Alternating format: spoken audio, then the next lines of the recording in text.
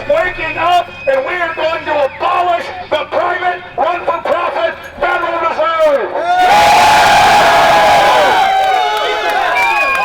This thing is as federal as Federal Express, and I know you know that. But all over the United States, hundreds of newspapers are now focusing on the private Federal Reserve instead of some nebulous attack on the free market and Wall Street.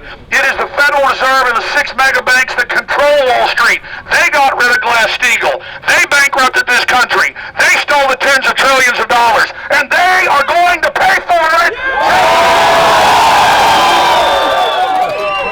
These criminals are going to pay for it, just like Bernie Madoff is rotting in a jail right now.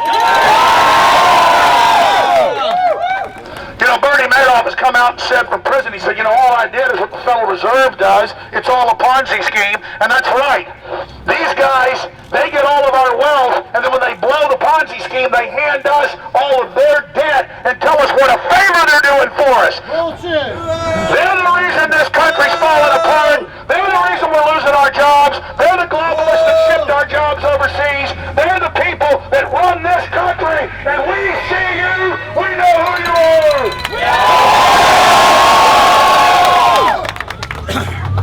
You know, a lot of people in the mainstream media, the dinosaur dying media, have tried to criticize Occupy Wall Street and said that they don't have direction. They do have direction, but the mainstream media goes and cherry picks and finds people in the crowd that are just upset about the economy. But I've had reporters all over this country talk to Occupy Wall Street. They know what the problem is. It's the Federal Reserve. And you know, people have asked, what's our list of demands? We demand that the curtain on their fraud be lifted. We will educate the public. This is a private criminal organization involved in crime. The private Federal Reserve cannot stand the light of publicity. They have operated for 98 years under the fraud that they are a federal agency when they are representative of 6 private mega banks: Goldman Sachs, JP Morgan Chase, Bank of America, Wells Fargo, and others. And we are here to expose the magician's truth. So we're here with Alex Jones. Alex, appreciate you being here. We're here at the Federal Reserve in Houston, Texas. We're promoting the truth about the Federal Reserve. We're trying to get the Occupy movements on track back towards the true enemy, which is the Federal Reserve. Alex, your thoughts on where these movements are going and how we can help direct them the right way?